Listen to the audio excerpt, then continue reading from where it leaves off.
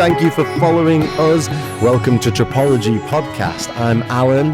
And I'm Adam. Thanks very much for tuning in. Really, really appreciate it. And let's get into the step-by-step guide of how you can start your life of travel. Yeah, let's start with the first thing that people need to be aware of if they want to live a life on the road, and that is finances. Let's get into it.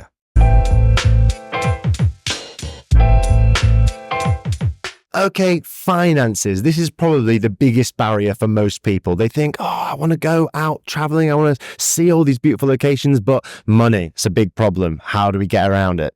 It is a really big problem. There are no shortcuts at all. You're going to have to save some money. Yeah, and my biggest tip for people who have this barrier is you don't need as much as you think you do. My idea of what I needed to travel versus what I actually started traveling with and made work, I mean, they were worlds apart. With just a few $1,000s, I went traveling and ended up traveling for years and years and years. I think it is really important to come up with a figure that you think you need. And once you hit that figure, you have to pull the trigger. Yeah, so let's say for me, that figure was $3,000, about £2,000.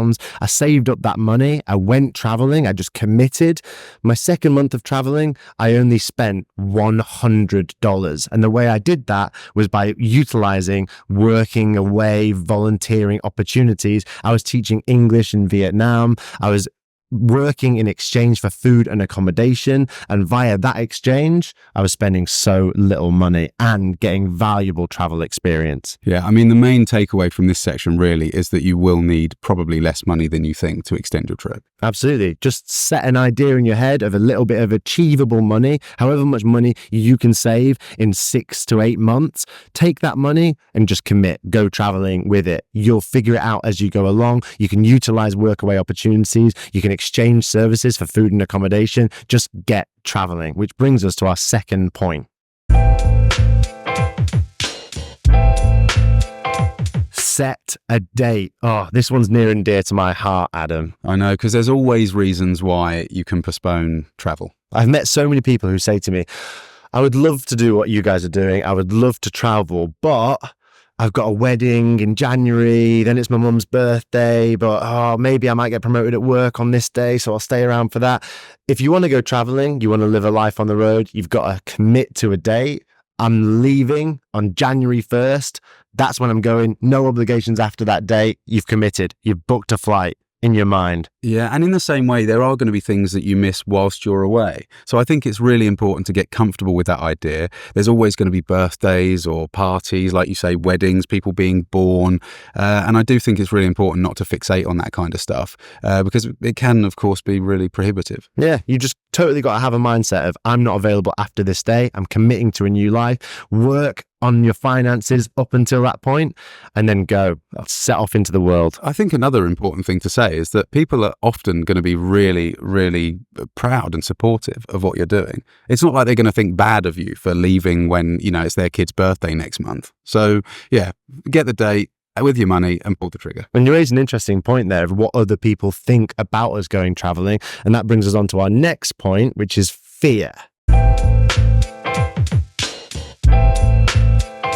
Fear. There's a lot of fear that stops people from booking that flight, from going on that trip.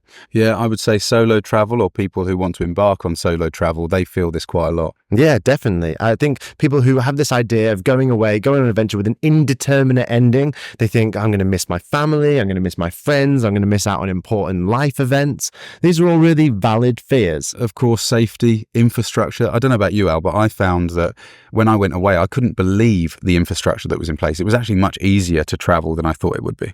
Yeah, travel is much easier, much safer, and all those fears that you have about family. I mean, the internet makes the world a very, very small place. I'm actually closer with my family than ever since I started traveling, just from really committing and spending quality time with them on phone and video calls. Yeah. I have an amazing friendship group that I've cultivated entirely through travel. We wouldn't have met without travel. No, of course. And to that point, I mean, the community of backpackers who do travel the world, you can make friends with them and they'll help you along the way as well. So there'll be no end to the sort of support and community that you find when you're traveling the world. And I just think a lot of the fears that people have about traveling are born from this. They've never traveled before. So So if you are wanting to travel, but you have your doubts and your fears, I mean, you just have to go and try it. I promise you, it'll be easier than you think. It'll be better than you think.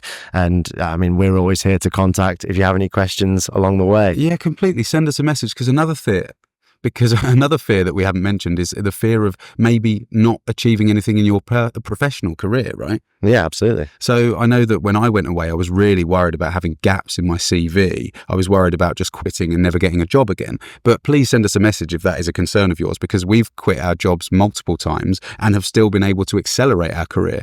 So that really shouldn't be a concern of yours. If you do want to know how we've done it, just flick us an email and we'd love to reply. Totally. Let's go on to the next point.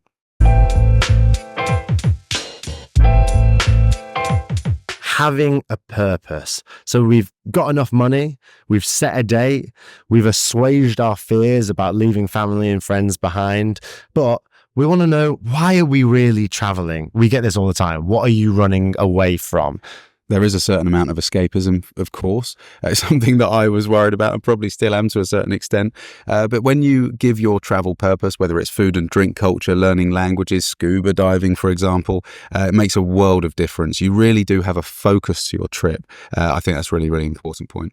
Yeah, for me, my purpose when traveling at first, it changed over time. At first, I was really interested in world culture and religion, so I traveled specifically pursuing these festivals and events. For you, you're really interested in food and languages, so you would travel trying to have culinary experiences, trying to learn a lot. I know other people who travel just because they want to learn about all different dancing styles and these things, but it's important when you travel, set a purpose in your mind. I promise you, it will make you last much longer on the road. Yeah, there is an amount of sustainability and longevity that comes with finding your purpose. So whatever it is you're interested in, whatever it is you're interested in learning or skills, adding skills to your arsenal, definitely drill down on a purpose and you'll be on the right path. Yeah, you'll burn out without one, frankly. You can't just travel like it's a big holiday all the time. You're going to have a purpose eventually. So setting that early on can make travel really easy. And speaking of decisions that you can make early on that make traveling easy, here's the last point on the list.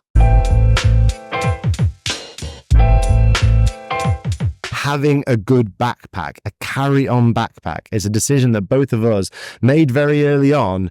I mean, my goodness, did it pay dividends, because I couldn't imagine traveling in any other way. I know, not just a good backpack, but a small one. Yeah, because think about all the situations where a small backpack is invaluable when traveling. You can get on little motorbike taxis. You can keep your luggage with you when you're on a bus. You can slide it under your bed into the locker that's often in these hostels. It makes life so much easier. So if you have a lot of stuff, you're living this crazy life, just narrowing everything down to just the essentials that you need for travel, put them in that carry-on backpack. You'll start living this amazing minimalist existence that you need whilst traveling. I promise you, it'll give you peace of mind. It'll make things much easier.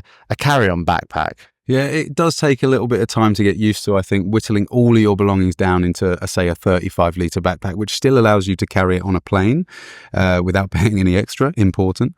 But, you really don't need that much stuff. And maybe you'll go away with a slightly bigger backpack the first time. And then, on the trips after that, subsequent to that, your backpack will get smaller and smaller and easier to carry. Yeah, I mean, I meet a lot of people traveling who have these huge bags. And I always kind of feel a little bit sorry for them having to lug that stuff to the airport. So the smaller you can get it from the very first day, the happier you'll be in the long run.